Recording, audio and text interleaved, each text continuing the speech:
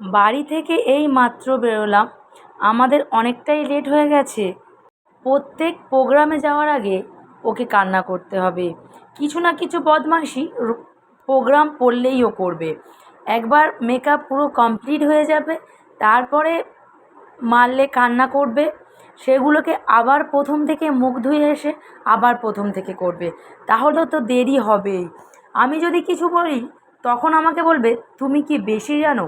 আহারে, ও এখন থেকেই সব জেনে বসে আছে। আগে তাও গাড়ির জন্য অপেক্ষা করতাম, কখনো ম্যাজিকে, কখনো হয়তো অটোতে, কখনো হয়তো টোটোতে যেতে হতো। তখন বেরোনোর আগে হয়তো 2-3 ঘন্টা আগে থেকে ওকে সাজাতে বসতাম, কারণ ও যেখানেই যায় বায়না করে মেকআপ ঘাটে তার জন্য। আর যেদিন থেকে গাড়ি কিনেছি সেদিন থেকে 1 ঘন্টা 1.5 ঘন্টা আগে থেকেই সাজাতে বসি, কারণ কোথাও গাড়ির জন্য দাঁড়াতে হবে না বা কোথাও কোনো অপেক্ষা করতে হবে না। ডাইরেক্ট বাড়ি থেকে বেরিয়ে সোজা ওখানে পৌঁছে যাব। রাস্তায় যদিও একটু জ্যাম হয়, তবুও অতটা অসুবিধা হয় না যতটা বাড়ি থেকে হাঁটতে হাঁটতে যেতে হবে।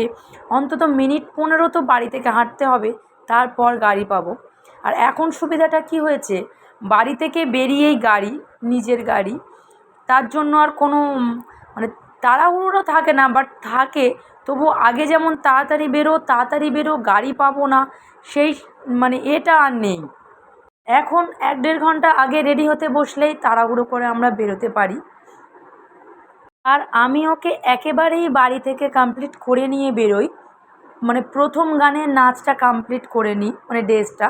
তারপর ওখানে গিয়ে ড্রেস চেঞ্জ করি।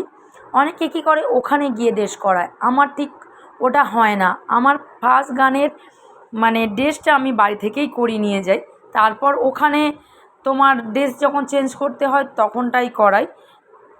কারণ মেকআপ করতে গেলে একটু দেরি হয়, একটু দেরি বলতে গেলে অন্তত 2 ঘন্টা তো লাগেই, কিন্তু ড্রেস চেঞ্জ করাতে তো অত লাগে না।